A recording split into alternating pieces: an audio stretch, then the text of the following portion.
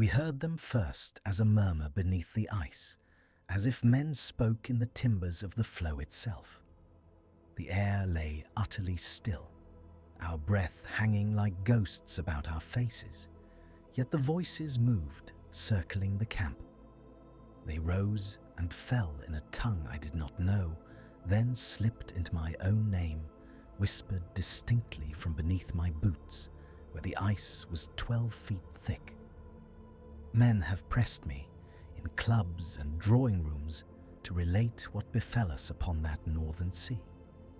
And I set it down now, though I question the wisdom of disturbing such memories. If you would hear more of these journals, lend your support and tell me, in your own words below, whether you have known of such tales upon the ice. To understand what we encountered, I must return to the winter of 1864, when Her Majesty's hired bark Resolute lay beset in the pack some 30 miles east of King William Island. I served as assistant surgeon and naturalist, a post that combined the collection of specimens with the keeping of men alive on salt beef and diminishing hope. We had come north, as so many had, in the shadow of Sir John Franklin, to sound uncharted channels and, in truth, to prove that English resolve could not be frozen out of existence. Our captain, Fairchild, was of the old school, his beard white with frost and authority. Beside him stood a Lieutenant Henderson, younger, sharp of eye, with a habit of tracing imaginary lines upon the chart, as though he could will new passages into being. The ice had seized us in late September, earlier than any of us had expected, and by November, the sun had abandoned the horizon altogether. We passed into that peculiar half-world of Arctic night, where the sky glowed faintly at noon and the stars seemed close enough to strike with a boat hook. Our routine at first possessed the comfort of order. Each day, when daylight permitted and the temperature rose above 40 below, small sledging parties went out to survey the floes, measure the drift, and take soundings where leads of black water appeared. We carried sextants, compasses, aneroid barometers, and a theodolite for Henderson's endless triangulations. I maintained a journal of the weather, the state of the men, and such meagre zoological observations as the season allowed. The occasional fox shadowing our refuse heap, the distant bark of a dog from some unseen Inuit encampment, the rare flight of a snow bunting against the pale sky. It was on one of those early excursions, the 15th of November by my reckoning, that the first oddity presented itself, though at the time I granted it no more significance than a curious echo. We had gone out with 2 sledges to lay a depot of provisions. Henderson, myself, Boatswain McKenna, and a seaman named Avery, along with 4 of our Greenland dogs. The air was painfully clear, each sound carrying with unnatural distinctness. Our boots rang upon the hard snow crust, and the sledge runners hissed like distant surf. We halted near a pressure ridge, where the ice had buckled into blue-white hummocks. Henderson wished to climb one for a better view of the floe. As we waited below, stamping our feet, I became aware of a faint sound beneath the crunch of the dog's paws. It resembled, at first, the creaking of the pack, that familiar groan of leagues of ice shifting imperceptibly. Yet, as I listened, I heard in it a rhythm that did not belong to any natural motion, a cadence, a rise and fall, as of many voices speaking at once, muffled by thickness. "Do you hear that?" I asked McKenna, bending to press a gloved hand against the snow. "Hear what, sir?" He was squinting up at Henderson's figure against the dim sky. "There," I said, like men talking in the hold. He cocked his head, frowning, then shook it. Only the old girl complaining, Doctor. The ice speaks all manner of nonsense. Best not listen too close. I accepted his explanation readily enough. I had read accounts of the pack ice producing all sorts of uncanny sounds, booms like cannon fire, shrieks, and the deep thunder of floes colliding. That the ear might impose familiar patterns upon such chaos did not seem remarkable. Still, as we turned back toward the ship, I glanced more than once at the white expanse beneath my feet, as though I might spy a speaking mouth in the blue fissures. Life aboard Resolute proceeded with the peculiar cheerfulness that Englishmen cultivate when misery becomes routine. We held theatricals in the wardroom, read aloud from Dickens, and issued an extra ration of rum on Sundays. The men carved little models of ships from whalebone and spoke, when they thought no officer listened, of the spring thaw and the girls who would be waiting in Hull or Portsmouth. One evening, near the beginning of December, I found myself alone with Henderson in the cramped cabin that served us both as chart room and infirmary. The stove glowed dull red, fighting a losing battle against the cold that seeped through every seam. Henderson bent over the chart of the known Arctic, his finger tracing the dotted line where Franklin's ships had last been seen. "Do you believe he found the passage, Doctor?" he asked without looking up. "I believe," I replied, "that if any man could have, it was Franklin. Whether that belief is of use to us now, I cannot say." He smiled faintly. "My father used to tell me tales of these regions when I was a boy. He served under Parry, spoke of the silence, the way sound carries forever. He said the ice remembers." "Remembers what?" I asked, amused. "Voices," Henderson said. "Names, orders given and never rescinded. He claimed that once he heard his own name called from a lead half a mile distant in his father's voice, though his father was aboard ship at the time."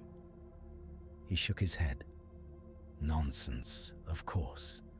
A man hears what he expects to hear." We spoke then of home. Henderson had a sister in Devon who sent him pressed flowers in her letters, though such things arrived months late and often mildewed. I told him of my mother's garden in Surrey, of the particular smell of earth after rain, a scent that seemed as alien in that frozen cabin as the perfumes of the Orient. For a brief hour, the Arctic receded, and we were simply two men imagining green fields. Had I known how that conversation would return to me, I would have listened more closely to the way his voice softened when he spoke his sister's name. The second manifestation came in late December, when the sun had been gone so long that memory of its warmth felt like a childish dream. We had established a routine of sending out small parties to maintain our sanity and to ensure that no pressure ridges threatened the hull. On the 23rd, I accompanied a group of 4 under McKenna's charge to inspect a crack that had been reported 2 cables' length off the starboard bow. The wind lay still, and the world seemed made of glass and iron. Our breath froze in our moustaches, our eyelashes gathered rime. As we approached the reported fissure, I noticed that the dogs grew restless. Their hackles rose, and they began to pull sideways against their traces, as though wishing to skirt some invisible obstacle. "Easy, lads," McKenna muttered, snapping his whip in the air, not upon them. "What is it you smell?"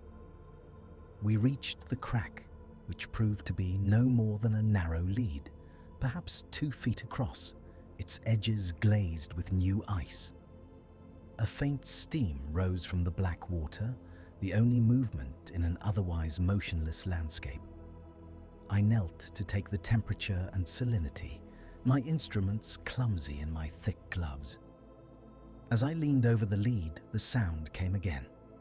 Not from beneath my boots this time, but from the water itself, a hollow murmur as though the sea spoke in its sleep.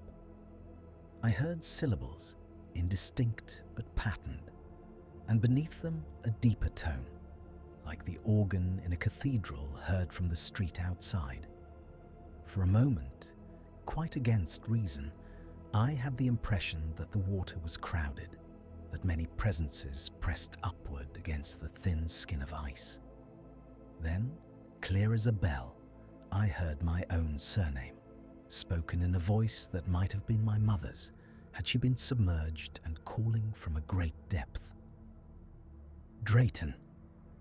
I started so violently that my notebook slipped from my hand and skated across the ice.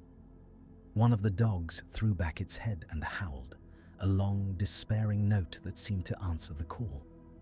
The others took it up, their voices joining in a chorus that made the hair rise on my neck. "Doctor?" McKenna's hand gripped my shoulder. "You look as if you have seen a ghost." "Did you hear that?" I demanded, my own voice too loud in the stillness. "Hear what?" "My name. Someone called my name." He studied my face, then glanced uneasily at the water. "There is no one here but us, sir. Perhaps the wind played a trick." "There is no wind," I said, but already the rational part of my mind was assembling explanations. Sound travels strangely over ice. I might have heard some shout from the ship, distorted, delayed. The human ear is prone to fancy in such desolate places. I told myself these things as we retrieved my notebook and returned to the Resolute. Yet that night, I woke twice with the taste of salt water in my mouth, though we had not seen open sea in weeks. As the year turned and we entered 1865, the men grew quieter. The monotonous dark, the confinement, the ever-present cold wore upon nerves and tempers. Small quarrels flared in the mess, then died as quickly, smothered by the knowledge that there was nowhere to escape one another.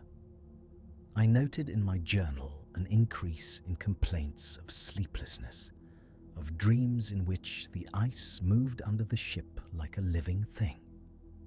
It was in early January that others began to report hearing voices.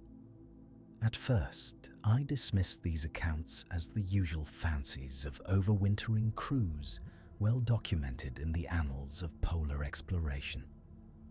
Men in such circumstances are prone to hallucinations, to the projection of their fears upon the silent world around them. Seaman Avery came to me one morning, his eyes reddened from lack of sleep. "Begging your pardon, sir," he said, twisting his cap in his hands, "but there is something wrong with the ice." "In what way wrong?" I asked, affecting a light tone. "It speaks, sir." He swallowed. "Last night, on the middle watch, I was on deck, starboard side. There was a sort of whispering. I thought at first it was the wind in the rigging, but there was no wind. Then I heard my boy's voice, clear as if he stood beside me, asking why I had left him. He stared at the floorboards, his jaw working. "You have a son, Avery?" "Aye, sir, in Whitby, 6 years old. I have his likeness in my chest." He said, "Da, why did you go where I cannot follow?" I near jumped over the side to answer him. "You did not, though," I said gently. "No, sir. I gripped the rail until my hands bled. But the voice, it came from below, from the ice. I could feel it in my boots." I examined him as best I could. Pulse, eyes, tongue. There was no sign of fever. I asked him about his sleep, his diet, his spirits. All were as might be expected in such a place, no worse. I made a note of his account, then advised rest and an extra portion of grog. Privately, I wrote, "The long night affects the mind. Must watch Avery for signs of melancholia. No cause yet for alarm. 2 nights later, I heard footsteps in the passage outside my cabin and found Henderson standing there in his greatcoat, his face pale. "Doctor," he said without preamble, "walk with me." We went up on deck. The sky was a vault of hard stars. The aurora hung in a pale curtain to the north, its greenish light shifting so slowly that one could almost believe it still. The ice around the ship lay in shadow, broken only by the dim glow of the deck lanterns. "Listen," Henderson said. He led me to the starboard rail, near where Avery had kept watch. We stood in silence, our breath pluming. At first, I heard nothing but the faint creak of the rigging and the occasional crack of the ice as it adjusted to some distant pressure. Then, very faintly, as though carried from far away, I heard what might have been laughter. It was not the hearty sound of men at ease, but a thin, strained mirth that set my teeth on edge. It rose, then faded, replaced by a murmur like many people speaking at once in a low tone. I could not distinguish words, only the sense of conversation, of exchange. "Voices," I said, my own voice barely above a whisper. "Yes," Henderson replied. "They come and go. Sometimes I think I hear my sister. Sometimes I am sure I hear my own voice among them." We stood there a long time, listening. Once, the murmur swelled, and I caught, or believed I caught, my given name. Another time, I heard what might have been the call of a boatswain's pipe, though no such sound came from our deck. "Have you spoken of this to the captain?" I asked. "Not in these terms," he said. "He knows the men are uneasy. He attributes it to the season, to the usual Arctic devils.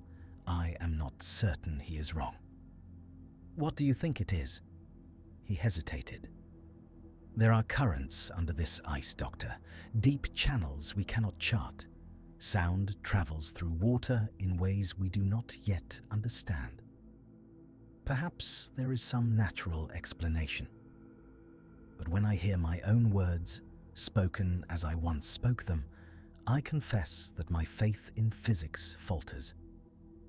From that night forward, the voices became a regular, if unwelcome, feature of our existence. They were not constant. Days might pass in which the ice spoke only in its usual groans and pops. Then, without warning, a patch of floe would become a whispering floor. Men learned to tread lightly in certain areas, to avoid certain corners of the deck at particular hours. No one admitted to fear, but I observed that few lingered alone on the ice after dusk.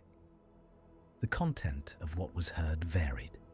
Some men reported snatches of familiar songs, though no one aboard claimed to have been singing.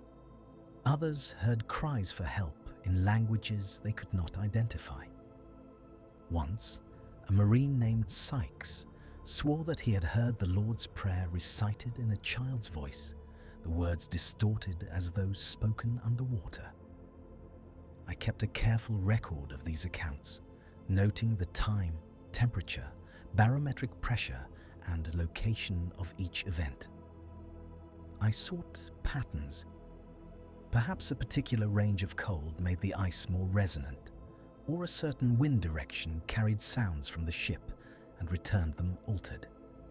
Yet no clear correlation emerged. The voices came in calm and in gale, in intense cold and in relative mildness. They seemed to favor no particular hour, though they were more often reported at night when other sounds were few. At first, I clung to rational explanations. The mind, deprived of stimulation, will seize upon any noise and shape it into meaning. The ice, under pressure, might produce vibrations that the ear interpreted as speech. The human desire to hear familiar voices, Loved ones, lost comrades, could not be discounted. I wrote as much in my journal, underlining the words as if emphasis could make them truer. Yet certain incidents resisted such comfort. It was late January when the first physical trace appeared. We had sent a small party under McKenna to recover a cache of coal left by a previous expedition some miles to the east. They were to be gone 3 days. On the second day, as I sat in the wardroom copying out my medical notes, a shout came from the companionway. Moments later, the door burst open and one of the sledging party, a man named Pierce, stumbled in, his face blue with cold and something like terror. "Where is McKenna?" I demanded, rising. "Gone, sir," Pierce gasped. "He's gone under the ice." We gathered in the captain's cabin as Pierce, his hands wrapped in blankets, told his story. They had reached the cache without difficulty, finding the coal barrels half buried in snow but intact. On the return journey, as they crossed a seemingly solid stretch of old ice, they heard a sound like distant singing. "It were a woman's voice, sir," Pierce said, staring at the tabletop. "Soft, like, but clear. We all heard it." McKenna laughed and said it was the ice trying to charm us, but he looked queer. Then the dogs stopped dead. They would not take another step. They started whining and pulling back, and one of them, Black Tom, he chewed clean through his trace and bolted. They had tried to coax the remaining dogs forward, but the animals dug their claws into the snow and refused to move. As they argued, the singing grew louder, resolving into words that none of them could quite catch. Then McKenna says, "I will see what devilment this is," and he steps ahead, just a pace or two. There was no crack, sir, I swear it. The ice looked solid as this table, but as soon as he put his weight on it, it gave way under him like a trap door. He went straight down without a sound. They had rushed to the hole, but by the time they reached it, there was nothing to be seen but black water, already glazing over with new ice. They shouted his name until their throats were raw. No one answered. "Did you hear the singing then?" Captain Fairchild asked quietly. Pierce shuddered. "No, sir. It stopped the moment he fell." We questioned him closely, seeking some sign of carelessness, some overlooked crack or rotten patch. He insisted, and the other men with him confirmed that the ice had appeared sound. Such accidents are not unknown in the Arctic, where currents gnaw from below, thinning the floes treacherously. Yet what troubled me was not the fall itself, but the behavior of the dogs and the singing. In my journal that night, I wrote, "First death could be natural, but the coincidence with the auditory phenomena is difficult to ignore. Are we, perhaps, witnessing some form of acoustic mirage?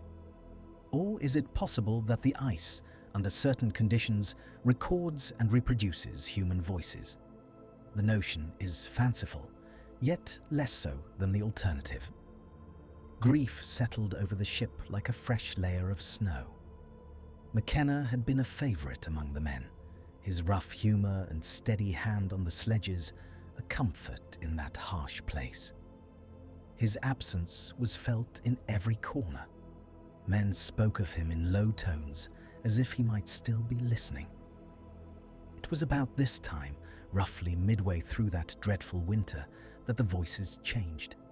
Until then, they had seemed, if not benign, at least indifferent, echoes without clear intent.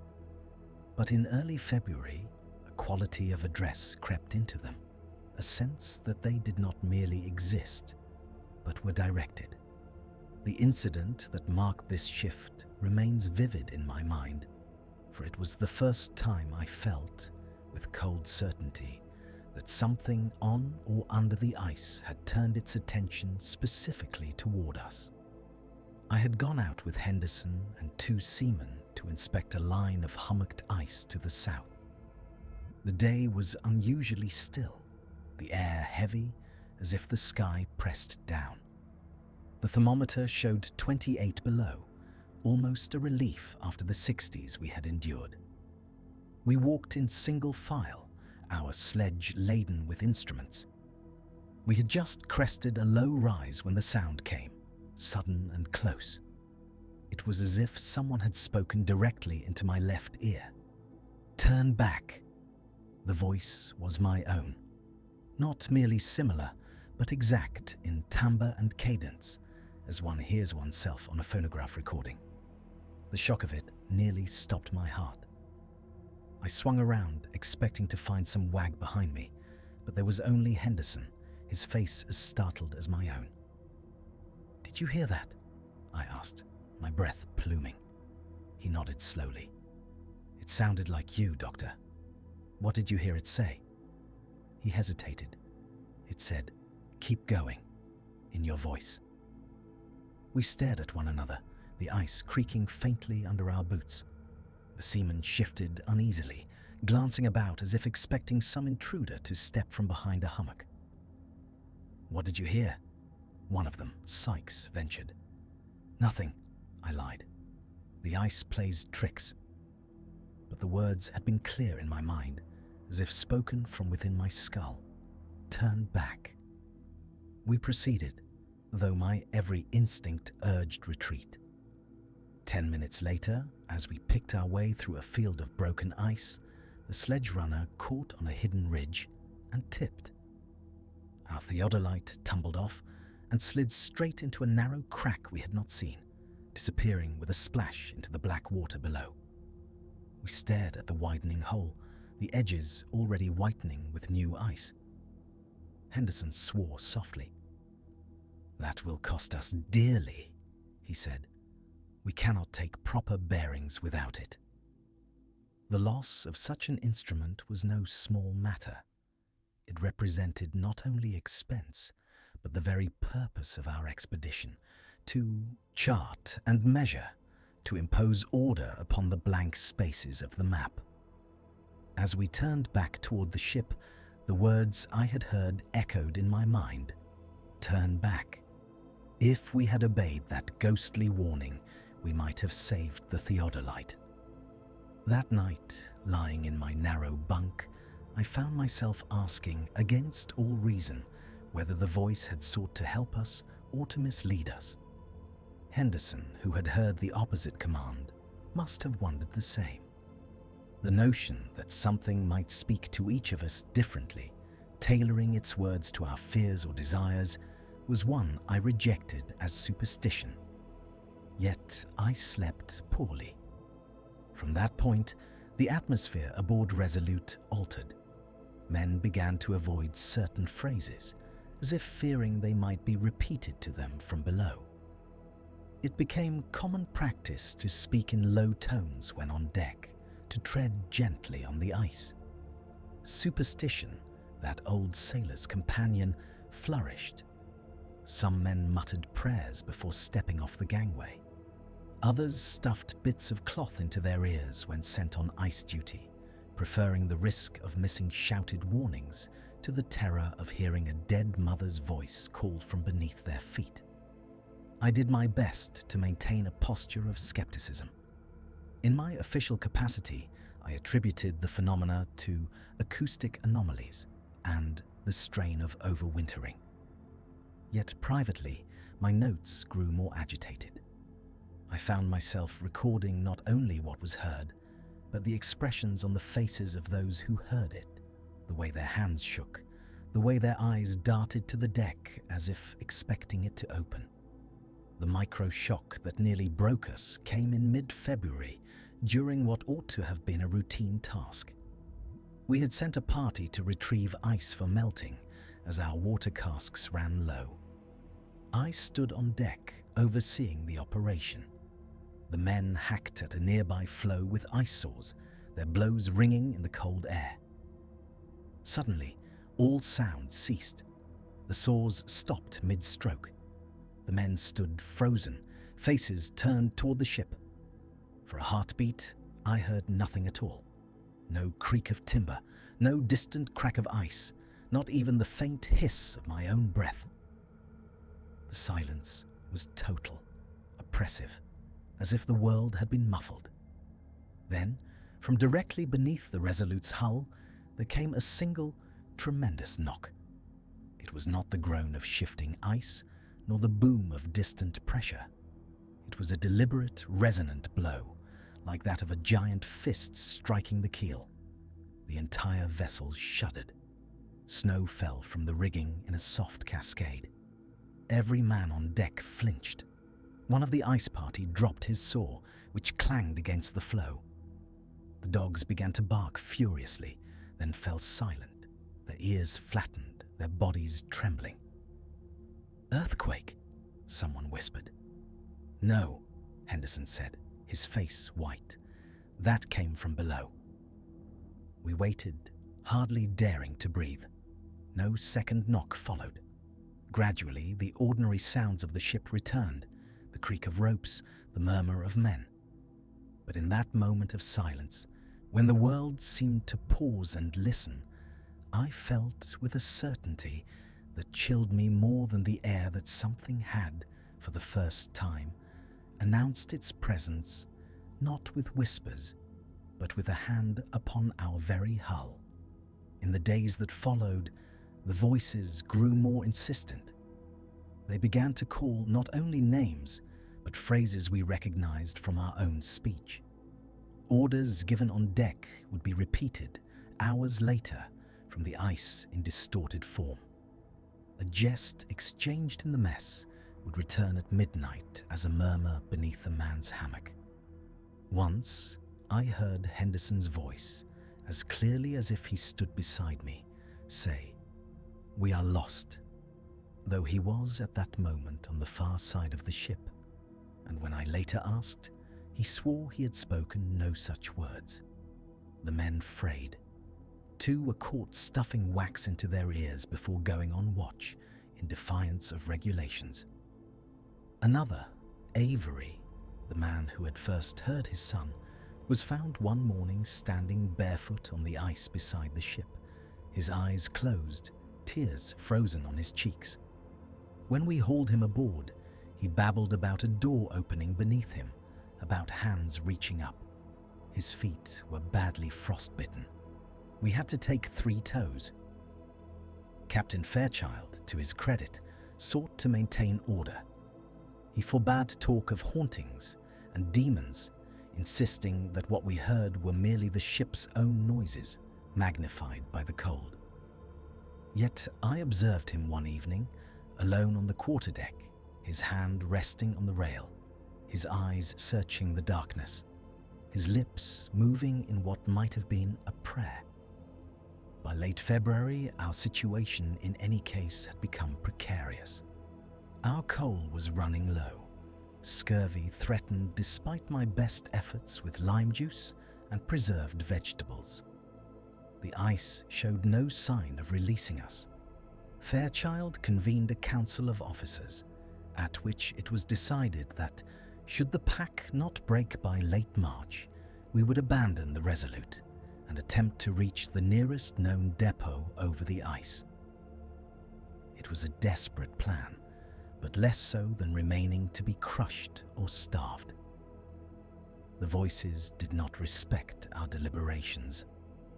On the night after that council, as if in response, they were louder than ever. The entire ship seemed to hum with them. Men lay awake in their hammocks, listening to their own words come back to them from the planks, from the iron stove, from the very air. I heard my mother reciting a childhood rhyme, my own voice answering, though I had not thought of that verse in 30 years. In the midst of this, there came a moment that finally broke whatever remained of my complacent rationalism. I had gone up to the forecastle to check on a man with a fever. As I bent over him, I heard, quite distinctly from the deck beneath my feet a whisper in a language I did not know. The syllables were harsh, guttural, unlike English or any tongue I had studied. Then, without transition, the same voice spoke in halting English. "Why do you stay?" The sick man's eyes flew open. "You heard." "It too," he whispered. I could not answer. My mouth had gone dry. The question hung in the air long after the voice faded. Why did we stay? Pride? Duty? The inertia of command? But beneath those, I began to suspect, lay another reason. We had begun, in some dark corner of our minds, to listen for those voices, to lean toward them as one leans toward a keyhole. To leave would be to turn our backs on a mystery that had already taken hold of our imaginations. In the end, the ice made the decision for us. In early March, a series of distant booms rolled across the floes, like artillery. The pack began to heave and crack. Leads of black water opened, then closed again. The ship groaned as the ice gripped and released her. Our world, which had seemed so solid, revealed itself as a shifting, grinding plain. It was during one of these convulsions that the peak encounter occurred. The day had been uneventful by our new standards. The temperature hovered around 20 below. A faint wind stirred the snow. Toward evening, the sky to the north darkened, not with cloud, but with a strange, low pall, as if the aurora had sunk to the horizon and congealed. The air grew heavy. My ears popped, as though with a change in altitude. I was in the wardroom, writing up my notes, when the first jolt came. The ship lurched, throwing ink across the page.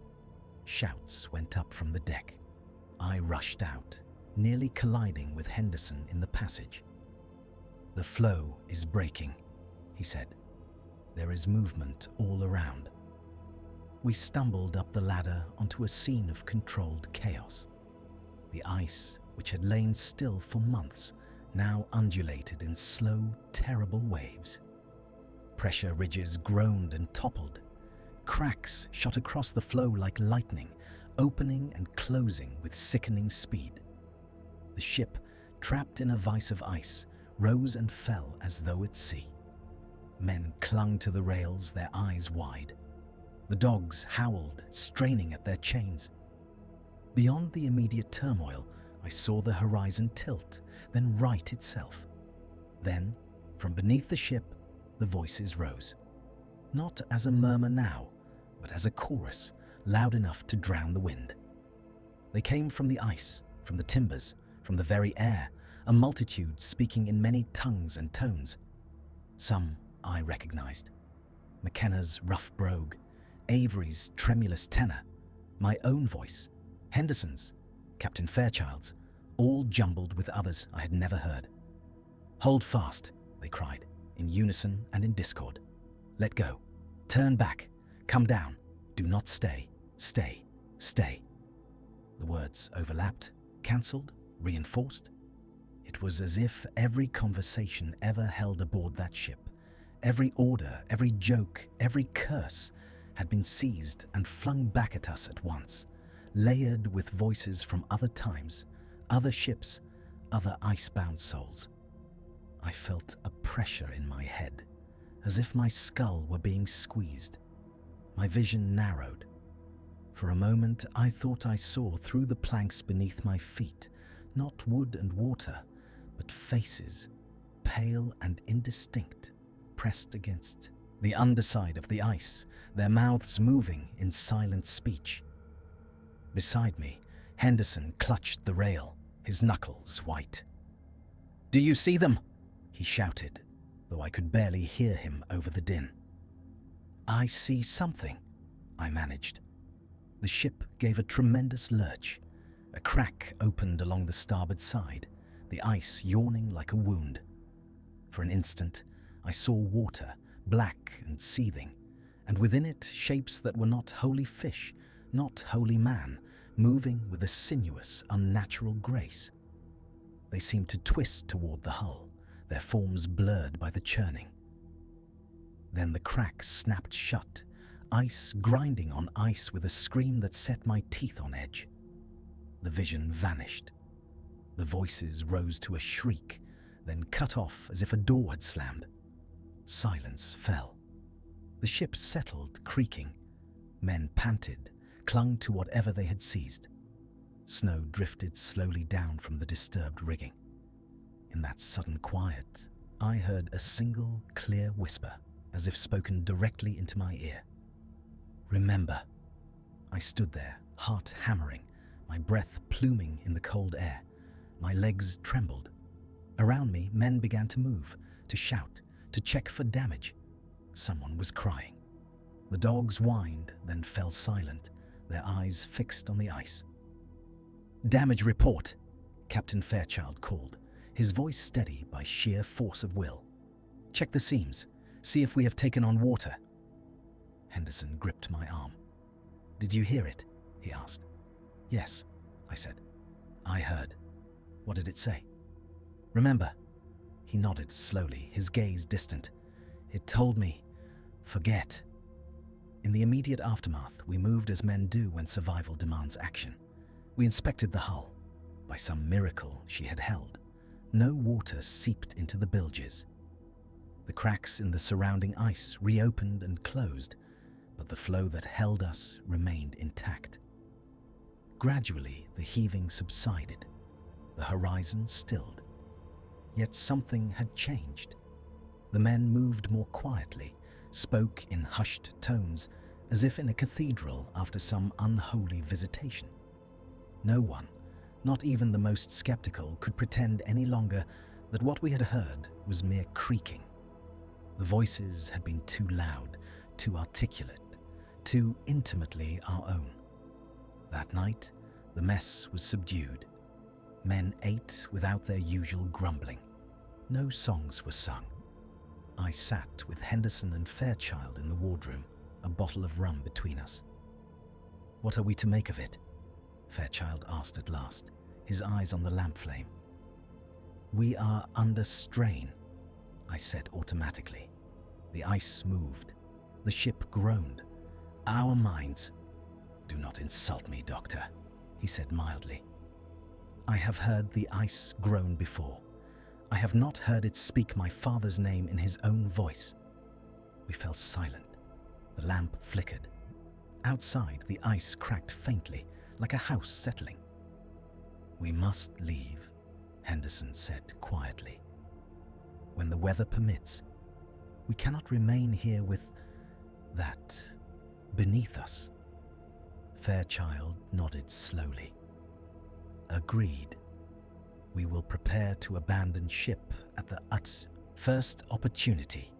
We will take what we can and we will go." "And what of what we heard?" I asked. He looked at me then, his eyes tired. "We will speak of it as little as possible. In the official account, we will note unusual acoustic phenomena. Nothing more." "You mean to lie?" Henderson said. "I mean to tell such truth as the Admiralty will accept," Fairchild replied.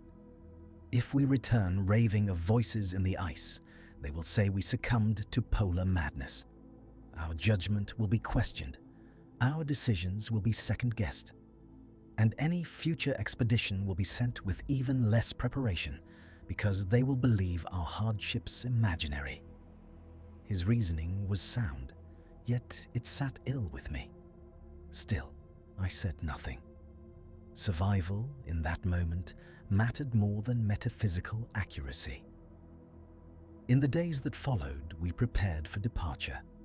Sledges were packed with pemmican, biscuit, lime juice, blankets, rifles, and what scientific instruments we could not bear to abandon. The men moved with a grim efficiency, as if afraid that any delay would allow the ice to change its mind and close upon us forever. The voices did not cease, but they altered. They grew fainter, as if receding. Once, as I lashed a crate to a sledge, I heard my own voice from the deck beneath my feet, saying, "Do not look back." I did not obey. I glanced at the Resolute's hull, at the familiar curve of her bow, the frost-rimed rails. A pang went through me, as though I were leaving a limb behind.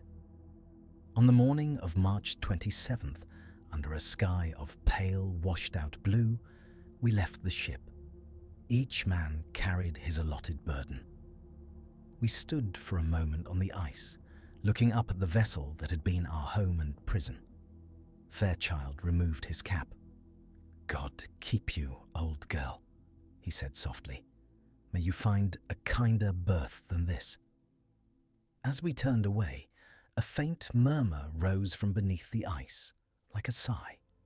Several men flinched. No one spoke of it. The journey back toward known depots was a trial of endurance that would have been severe even without the weight of what we had experienced. We hauled our sledges over pressure ridges, across fields of broken ice, through patches of soft snow that swallowed our boots. The wind, which had been still for so long, now rose to scour our faces with fine crystals. At night, we crouched in tents of canvas and snow, listening to the distant groan of the pack and the nearer murmur of our own exhausted breathing. The voices followed, not as before, from beneath our feet in a chorus, but in more insidious ways. A man would halt suddenly, his head cocked, then hurry on, his face pale. Once, as we crossed a particularly treacherous floe, I heard, quite distinctly, the sound of McKenna's laugh behind me. I turned so quickly I nearly stumbled. There was no one there. "Do you hear them still?" I asked Henderson one night as we huddled over a feeble blubber lamp. "Yes," he said, "but they are different. Less like echoes, more like suggestions." "Suggestions of what?" "Of turning aside, of lying down, of giving up this foolish march." He smiled thinly. "They are persuasive." "Do you think they are external?" I asked, the word feeling inadequate. He considered. "I think the ice keeps what falls into it. Sound, light, heat, men. I think it remembers. Whether what we hear is that memory or something that uses it to speak, I cannot say." On the 10th day, one of our number, Sykes, vanished.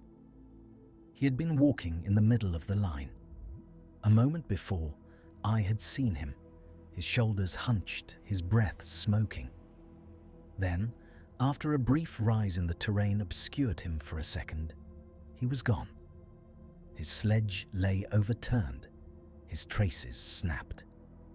The snow showed his footprints leading a few yards to the left, then stopping at the edge of a narrow crack we had not noticed. The crack was barely a foot across, its edges sharp. We lay on our bellies, peering into the darkness. There was no sign of Sykes, no glove, no cap, no rising bubbles. Only black water, its surface trembling faintly. We called his name until our throats burned. No answer came. As we lay there, I heard from the depths a faint murmur. It might have been the gurgle of water under ice. It might have been Sykes's voice, reciting the Lord's Prayer in a child's tone. I will never be certain. We moved on because we had to. Each step after that felt as if it might be the one to plunge us through. Men walked more lightly, as if trying not to disturb the surface. No one spoke above a whisper. When at last we reached a known depot, a cairn of stones marking the buried casks of food and fuel, we were gaunt, frostbitten, and quieter than any party of Englishmen had a right to be. From there, after rest and resupply, we made our way over weeks to a whaling station and thence by ship to more temperate waters. Our return to what passes for civilization was, in its own way, more disorienting than the ice had been. The noise of a busy harbour, the smell of coal smoke and human waste, the press of bodies, all these assaulted senses that had grown accustomed to vast silence and clean cold. Men flinched at the clang of a dropped hammer, at the cry of a gull. In London, we were debriefed by the Admiralty. Captain Fairchild presented our official report: the early besetment, the winter's hardships, the loss of McKenna and Sykes to accidents upon the ice, the abandonment of the Resolute, the journey to safety. He spoke clearly, concisely, with the authority of a man who has seen much and survived. There was a brief mention of unusual acoustic phenomena, likely attributable to the peculiar properties of sea ice under pressure. No more. The words, voices, names, commands did not appear. An undersecretary, a man with ink-stained fingers and a skeptical eye, asked whether any of the crew had shown signs of mental disturbance. Nothing beyond the expected strain of overwintering, Fairchild replied. We maintained discipline and routine. There was some talk of strange sounds, but nothing that interfered with our duties. I sat beside him, my own notes in my case, and said nothing. When asked about medical matters, I spoke of frostbite, scurvy, the usual complaints. I did not mention Avery standing barefoot on the ice, tears frozen on his cheeks. I did not speak of the knock upon the hull, of the chorus during the heaving of the floe. Afterward, in a quiet corridor, the undersecretary drew me aside. "Between ourselves, Doctor," he said, "you have heard tales of Franklin's men, of others who have wintered in those regions. There are always stories, ghosts, monsters, voices. You are a man of science. What is your opinion?" I looked at him, at his well-fed face, his ink-stained cuffs. I thought of trying to explain the sensation of hearing one's own voice from beneath 12 feet of ice, of seeing faces pressed against the underside of a floe. "My opinion," I said slowly, "is that prolonged darkness and isolation affect the mind in ways we do not yet fully understand. Men under such strain may misinterpret natural sounds as speech." He nodded, satisfied. "Quite. That is what I have always thought." He clapped my shoulder and walked away, leaving me with a sour taste of cowardice in my mouth. Our official account was published in due course, in a volume bound in sober blue, its pages filled with charts, meteorological tables, and restrained prose. It was received with polite interest. Reviewers praised our endurance, lamented the loss of the ship, speculated on what her drift might reveal should she be found by some future vessel. No one asked whether the ice had spoken our names. Privately, among ourselves, the matter was less easily dismissed. I remained in correspondence with Henderson, who took a post on another survey ship. His letters, at first, spoke of ordinary concerns: navigation, weather, the tedium of long voyages. Then, 1 year after our return, he wrote, "Do you find, as I do, that certain sounds bring back that winter with an almost physical force? The creak of a house in frost, the crack of a pond's ice, even the rumble of distant traffic, all become, in the mind, the groan of the pack. At times when I lie awake, I fancy I hear my own voice from the floorboards, repeating words I have not yet spoken." For myself, the haunting took subtler forms.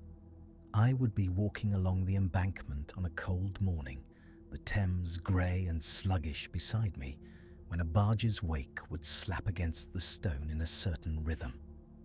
For a moment, the city would fall away, replaced by endless white, and I would hear, beneath the water's slap, a murmur of voices.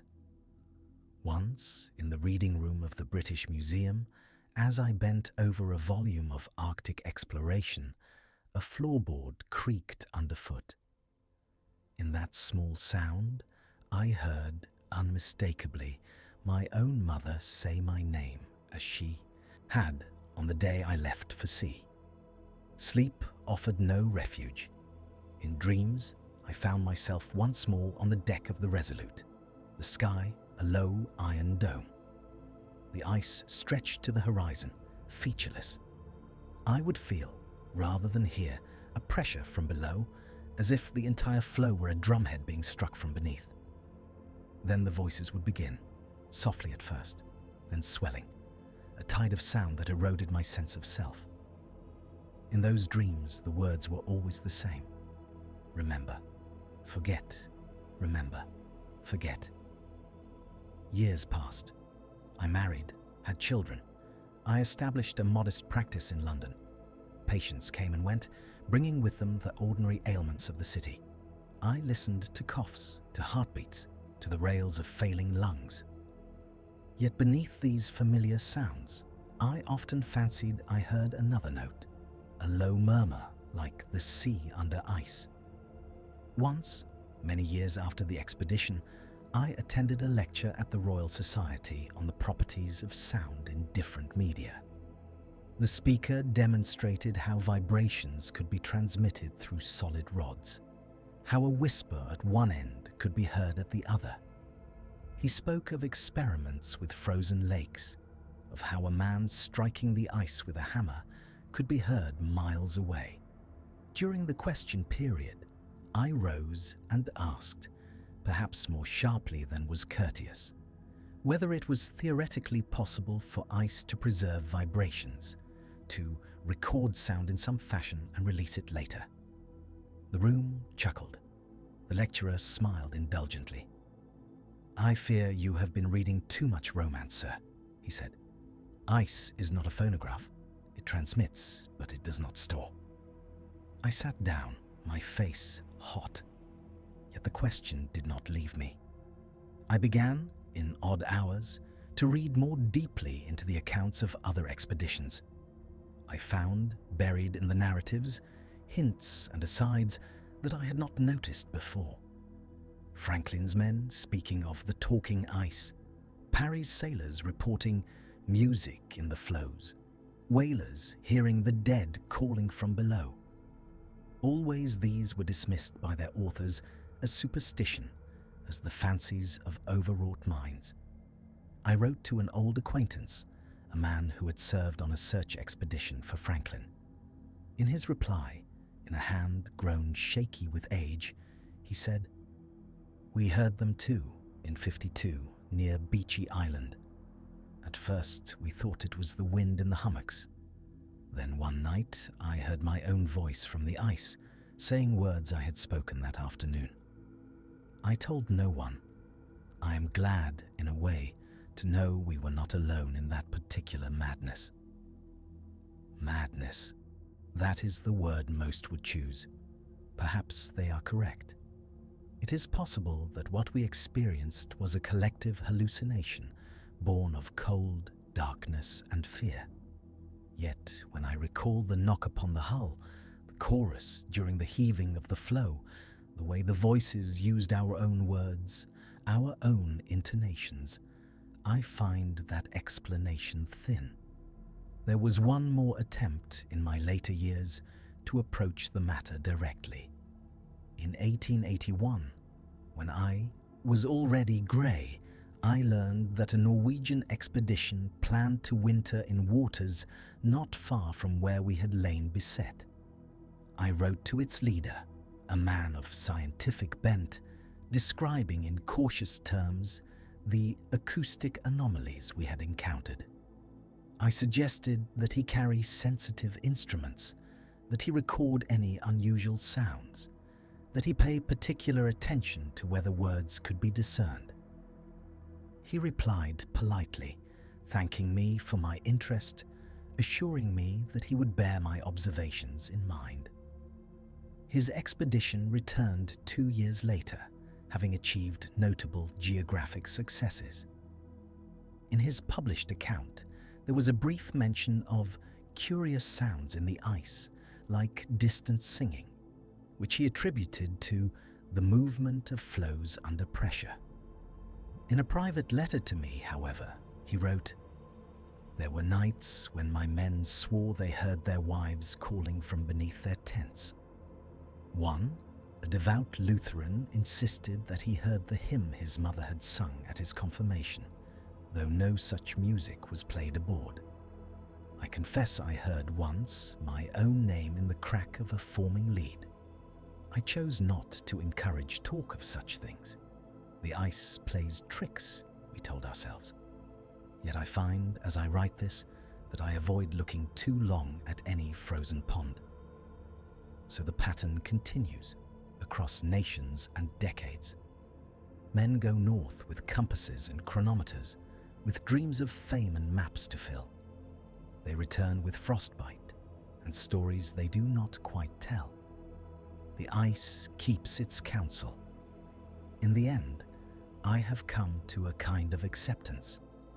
There are phenomena that our instruments cannot yet measure, that our theories cannot yet encompass. The Arctic, in its vastness and indifference, may harbour properties of matter and mind that we, huddled in our temperate cities, have not imagined.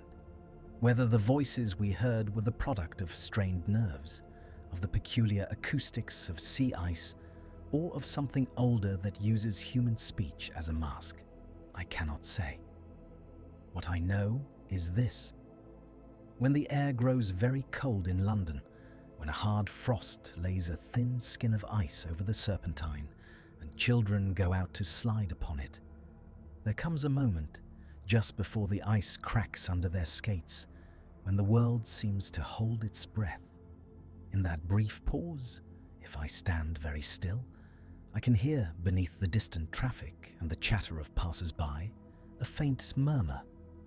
It is not loud, it is not clear, but in it I catch now and then my own name, spoken in a voice that is at once mine and not mine, rising from a depth no plumb line can sound. And on such mornings, as the thin ice sings under the weight of laughing children, I find my hand tightening on my cane, waiting against all reason for that single measured knock from below.